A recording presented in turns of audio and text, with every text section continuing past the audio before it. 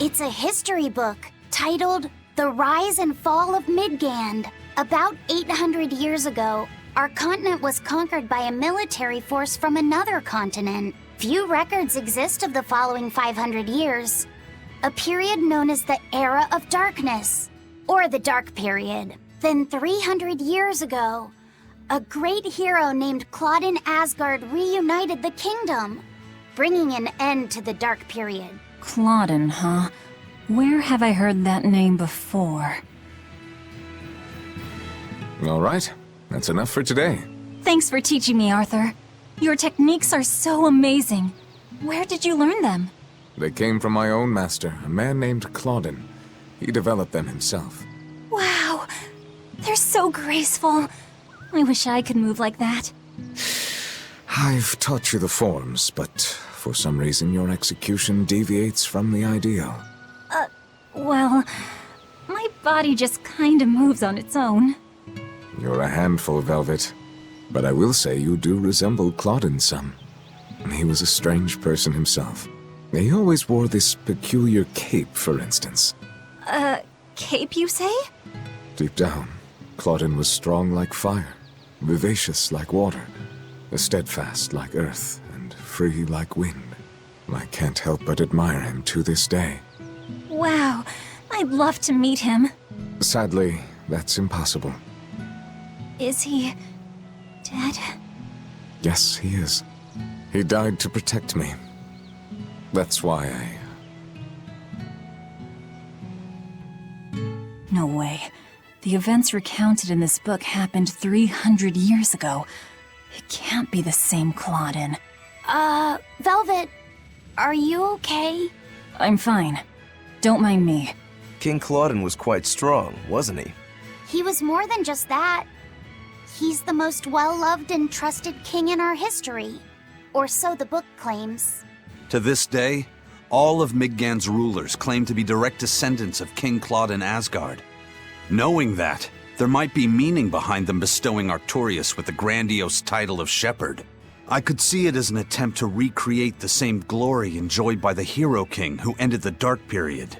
If that's true, it's a childish ploy. The world's not so easily changed. I wouldn't be so sure.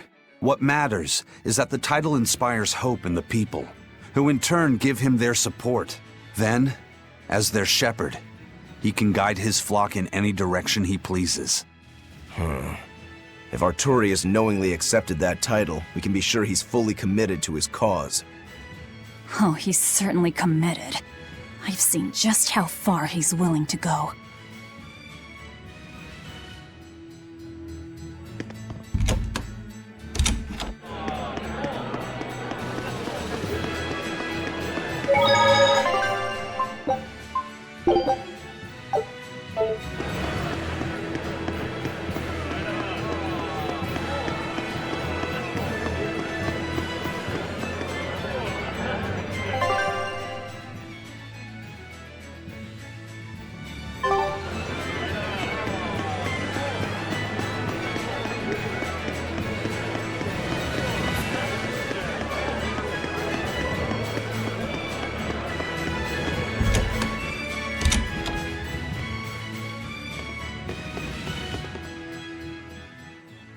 What'll it be? Some food for the boy. Mabo curry is our specialty. It takes a week to stew properly. Mabo curry. Some of that, then. Say, do you know a man named Baskerville? I heard we might find him here. That old man? A scoundrel and criminal who went against the rules of the Abbey. They executed him long ago. Oh.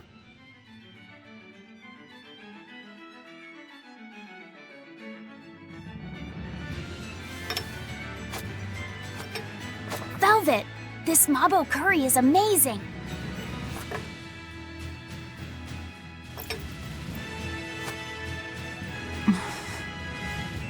You get along so well. Is he your brother?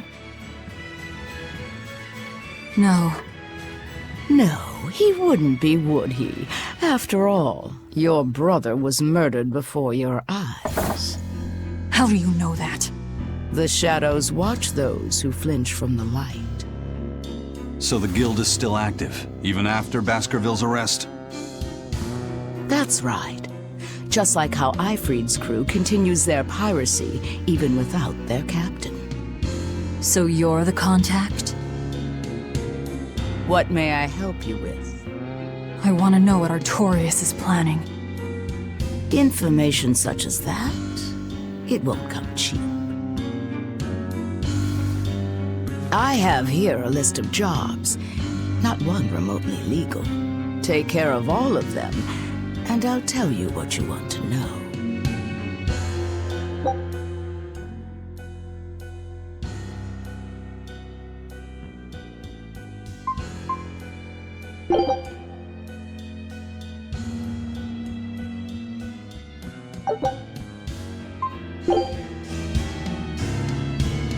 Take this with you as documentation. It's fake, but it's a... It's registered to Mogulu's menagerie? Oh? Was that not the name you gave to the guard at the gate? I can see you're a group to be reckoned with. Report back here once you're finished. However, be aware that should you fail... Then this conversation never took place. Got it. I'll cause you no trouble. I appreciate your understanding. You're welcome to stay the night, free of charge. Forget about work until the morning comes.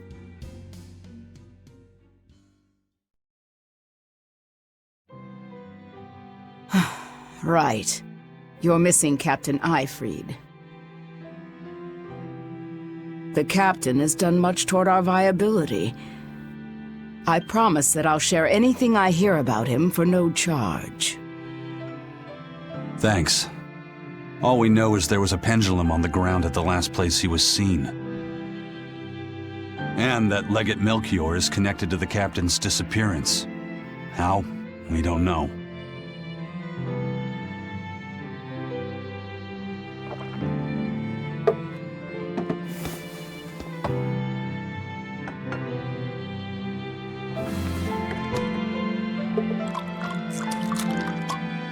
Sounds like you've got problems of your own. Do you really have time to take on ours as well? I could ask you why you've tied yourself up with Velvet. Me? I've got a debt to repay. Without her, there's no way I'd have ever found my blade again. A demon repaying a debt? Ridiculous. As ridiculous as a pirate Moloch, you think?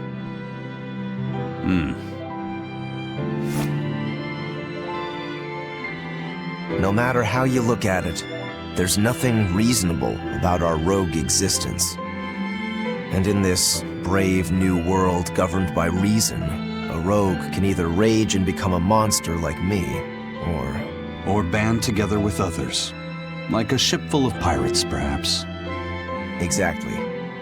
I admire Velvet's courage, squaring off against the whole world on her own. Few can accomplish that. It takes strength. Real strength. And I'm curious where it comes from. So you're doing it for yourself after all? Is that so wrong? No. I'm the same. I need allies on my side, with the strength and courage to combat this so-called order imposed by the Abbey. But anyone who's willing to put up with the creed folly of Ifrid's pirates has to be an even bigger fool than we are. So I'm like you. I want to know how deep her foolishness goes. She'd kill you if she heard that, you know.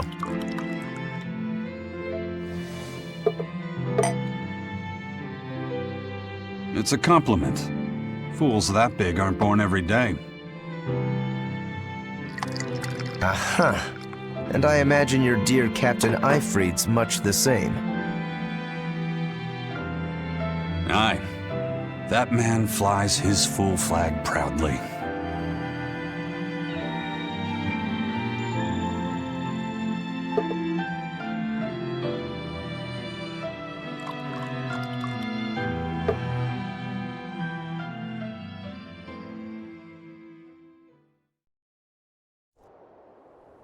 The shepherd Artorius, He's got the populace eating from the palm of his hand.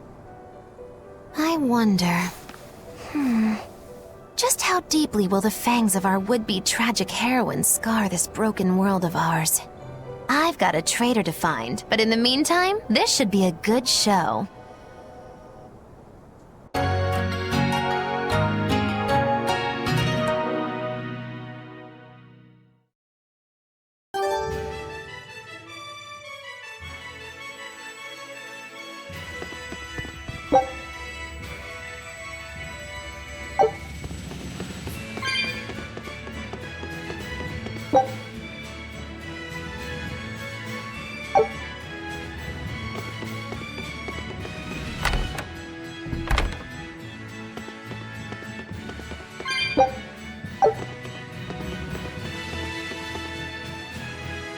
A kind face for such a hard woman. She knew about me and our cover. She's got ears everywhere. And that's not all. She called the papers fake, but they're not. So she's got spies working on the inside, too. I heard that her predecessor, Baskerville, was a monument against authority. But to think he was executed. They've lost their leader, but remain unconquered. Not an organization to trifle with. That's how they have to be to take on the Abbey. We'd better succeed on our missions, and not just to get the information we need. Yeah. Besides, I'd like to get another of those drinks, too. You're a man of taste. That place always has the best. You'd better work hard too, if you want more Mabo curry. I will.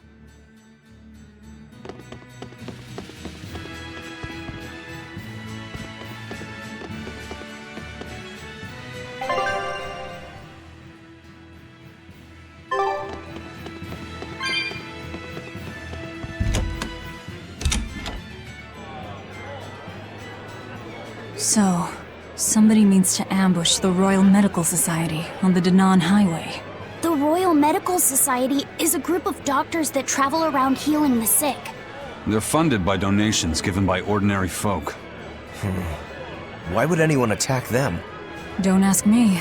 Some people are just twisted. And why would an underworld group defend them? Who knows? Something to do with the attackers, perhaps?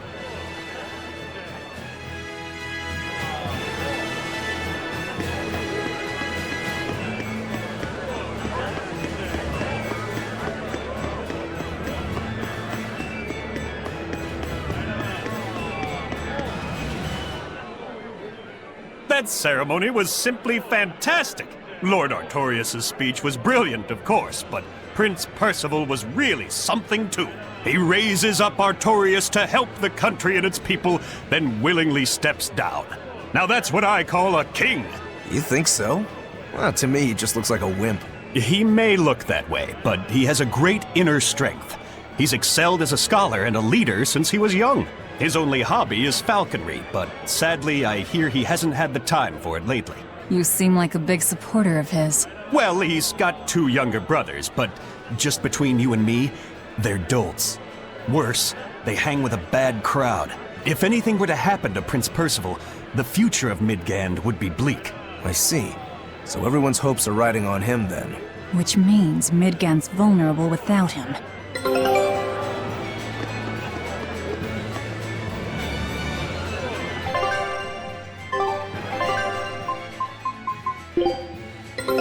Take a look at this.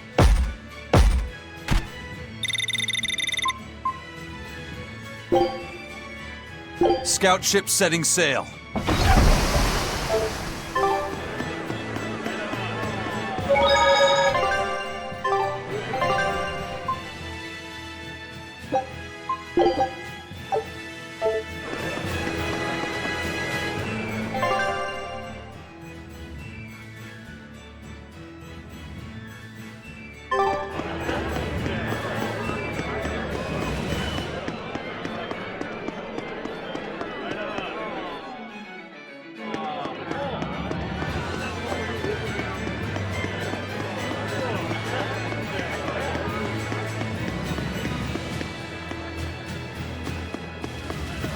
He may be the shepherd now, but no one knows who he was before the Advent, or what he did. No, they don't. But he showed up one day with a mallet in tow, routed the demons, and formed a band of skilled young exorcists. That sounds pretty suspicious. Right? But the kingdom readily acknowledged his abilities and his conviction, and threw its full support behind him. Maybe he plans on usurping power for himself. Not likely. He's worked tirelessly to rebuild the church and state, and shore up the royal family's position. Lining his pockets from the state coffers, then. Not the slightest chance. Rather, he's got all the other higher-ups worried he's working himself to death. Then what's he after? Maybe there is no ulterior motive. Maybe he is our shepherd. Whatever the case, if he hadn't shown up when he did 3 years ago, Midgand would be a smoking ruin.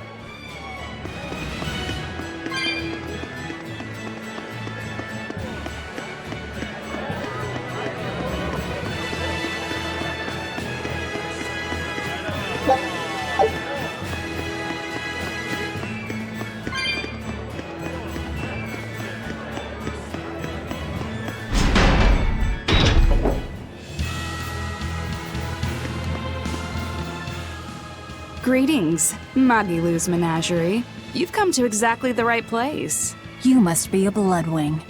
What do you want? You already know about the Code Red demons, right? The really strong demons the Abbey wants gone? Yeah. Would you ever consider hunting them down for us? We'll reward you properly. Reward? Why pay us when the Abbey would do it for free?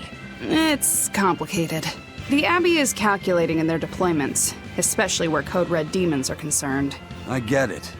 They'll only act if they determine the demon would cause more harm than the losses they'd incur in battling it. That does seem logical. But sometimes people have lost a loved one to such a demon. Or sometimes they have a connection to the person the demon used to be.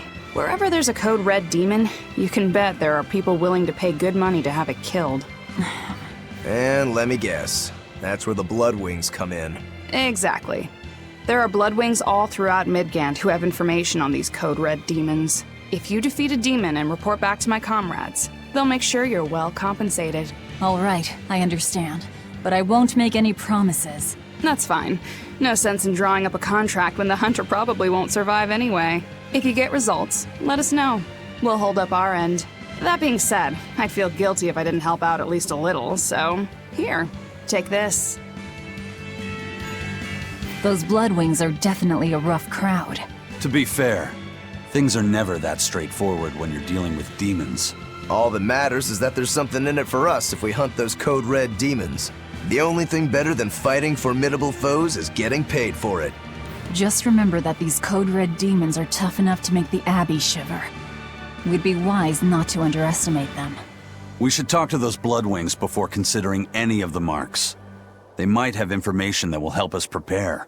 Yeah, and we better remember to upgrade our equipment. Right.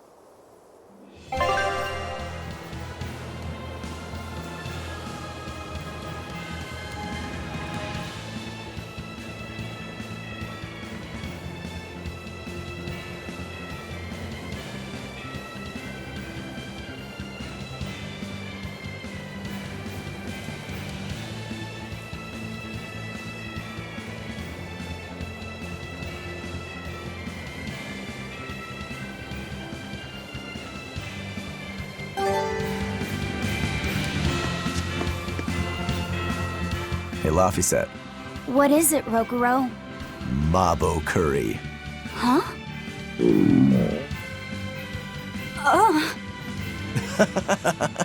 You're an interesting one. You like Mabo curry that much, huh?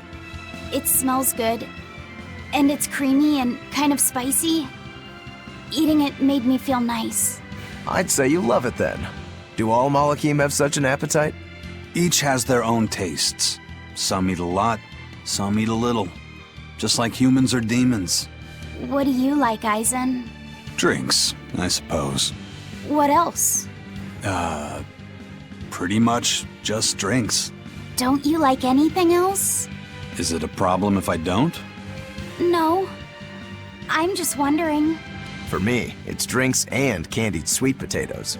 That's where you boil strips of sweet potato in oil and then coat them in sugar, right? Yeah, I never get tired of them. So you like to drink, but you've also got a sweet tooth?